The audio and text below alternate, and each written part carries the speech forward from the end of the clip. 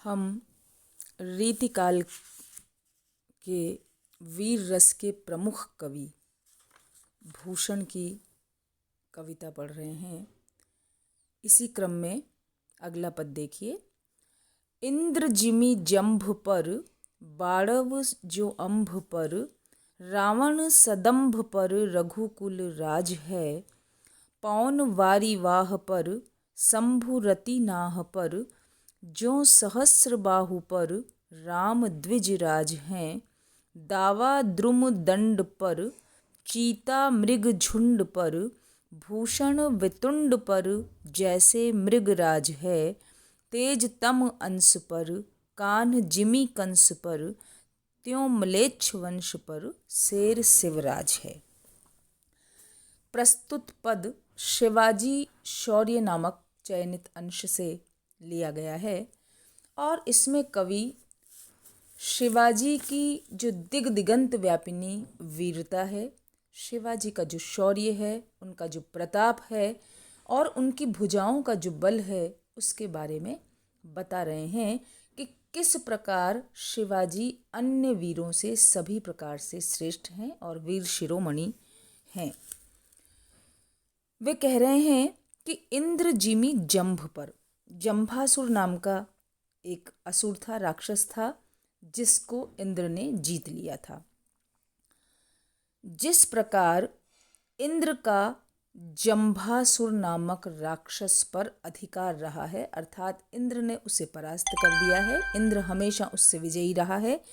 बाड़व सुअंभ पर, बाड़व बाड़वाग्नि उसे कहते हैं जो कि समुद्र में लगती है। अम्ब मतलब पानी, समुद्र के जल पर जब समुद्र में बाड़वाग्नि लग जाती है तो वह अग्नि इतनी प्रचंड होती है कि वह समुद्र के अमाप्य जल को भी सोखने का दुस्साहस रखती है। तो जिस प्रकार समुद्र के जल पर बाड़वाग्नि का अधिकार है, अर्थात यदि बाड़वाग्नि लग जाए तो समुद्र का जल सूख जाता है। वह समुद्र जिसमें अथाह जल है, उस जल राशि पर भी बाड़वाग्नि का अधिकार है। रावण सदंभ पर रघुकुल राज है। रावण सदंभ, दंभ युक्त, पाखंड युक्त, अत्यधिक अभिमानी रावण पर, क्योंकि रावण को अत्यधिक अभिमान था अपने बल का और साथ ही शिव द्वारा प्राप्त वरदान का भी अभिमान था कि मैं किसी से नहीं मर सकता।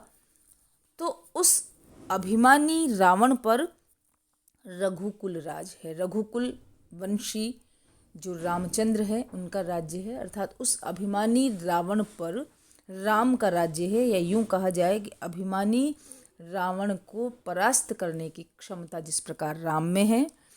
पौन वारीवाह पर, जिस प्रकार वारीवाह, वारी कहते हैं पानी को और वाह उन्हें वहन करने वाला, पानी को वहन करने वाला, पानी को ले जाने वाला, अर्थात वारीवाह का शाब्दिक अर्थ है बादल।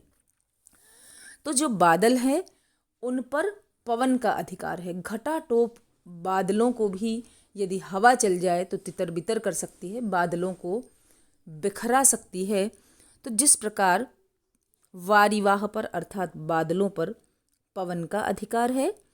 शंभु रति नाह पर, शंभु शिव और रतिनाह मतलब कामदेव, जिस प्रकार कामदेव पर शिव का अधिकार है। हम सभी जानते हैं, कथा है कि किस प्रकार शिव ने अपने तीसरे नेत्र से कामदेव को भस्म कर दिया था और तभी से कामदेव अनंग नाम से विख्यात हुए। तो कामदेव पर जिस प्रकार शिव का अधिकार है, जो सहस्र बाहु पर राम द्विजराज है, और जिस प्रकार सहस्र बाहु पर, हजार भुजाओं वाले सहस्र बाहु पर राम द्विजराज, द्विजराज ब्राह्मण वंशी है जो परशुराम थे, यहाँ राम से तात्पर्य परशुराम से हैं। ब्राह्मण वंशी जो द्विज श्रेष्ठ परशुराम थे, उनका अधिकार सहस्र बाहु पर रहा है। सहस्र बाहु जो हजार भुजाओं वाला था, उसको भी परशुराम ने परास्त कर दिया था। तो सहस्र बाहु पर जिस प्रकार परशुराम का अधिकार है। दावा द्रुमदंड पर, द्रुमदंड, द्रुमदंड वन के जो वृक्ष इत्यादि हैं उस पर किसका अधिकार है? दावानल का। अग्नि, बाड़वाग्नि जो समुद्र में लगती है, और दावाग्नि है जो कि जंगल में लग जाती है, और यदि वह जंगल की आग लग जाती है, फैल जाती है, तो संपूर्ण जंगल को खाक कर देती है। जितने भी वृक्ष हैं वे सारे के सारे जल जाते हैं। तो वन के वृक्षों पर जिस प्रकार दावानल का अधिकार है, चीता मृग झुंड पर, और जिस प्रकार मृग के समूह पर, पूरा का पूरा समूह भी यदि मृग का है तो उस पर चीते का अधिकार है। एक चीता पूरे मृग समूह को खत्म कर सकता है, तितर बितर कर सकता है। भूषण वितुंड पर जैसे मृगराज है। भूषण कवि कहते हैं कि वितुंड अर्थात हाथी पर जैसे मृगराज अर्थात सिंह का अधिकार होता है। हाथी बलशाली भी होता है, विशालकाय भी होता है, लेकिन सिंह के समक्ष हाथी की नहीं चलती। जिस प्रकार वितुंड पर, हाथी पर सिंह का अधिकार होता है। तेज तम अंश पर, तम अंश अंधकार के अंश मात्र पर भी तेज यानी प्रकाश का, सूर्य का अधिकार है। जहाँ जहाँ सूर्य का प्रकाश फैल जाता है, अंधेरा वहाँ नहीं टिक सकता। तो अंधेरे पर जिस प्रकार सूर्य का अधिकार है, कान जिमी कंस पर, और जिस प्रकार कंस पर कृष्ण का शासन है, कृष्ण का अधिकार है। कृष्ण तो बालक थे, लेकिन फिर भी कंस जैसे आतताई का वध उन्होंने कर दिया। तो कान जिमी कंस पर, जिस प्रकार कंस पर कृष्ण का अधिकार है, त्यों म्लेच्छ वंश पर, ठीक उसी प्रकार म्लेच्छ वंश पर अर्थात मुगल साम्राज्य पर और मुगल वंशीय औरंगजेब पर शेर शिवराज है। सिंह शिवाजी का अधिकार है। वीरता में सिंह के सदृश शिवाजी हैं, उनका अधिकार पूरे म्लेच्छ वंश पर है। मुगल साम्राज्य की उनके सामने एक नहीं चलती। औरंगजेब ने भी उनके सामने घुटने टेक दिए। तो पूरे पद में मालोपमा अलंकार है। मालोपमा का अर्थ है कि उपमा अलंकार का इस तरह प्रयोग किया गया है कि एक के बाद एक उपमा दी गई है।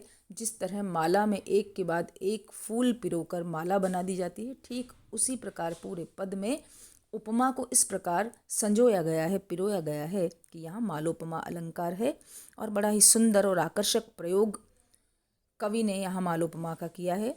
अनुप्रास अलंकार है। वीर रस की सुंदर अभिव्यक्ति है। जब हम पद को पढ़ते हैं तभी हमारे मन में उत्साह नामक भाव संचरित होने लगता है। ब्रज भाषा में लिखा गया है और ये सरस पद वीर भावों की सुंदर व्यंजना करने वाला है, और साथ ही शिवाजी के शौर्य, उनके बल, उनके पराक्रम और उनके दिग दिगंत व्यापी आधिपत्य को प्रकट करने वाला है।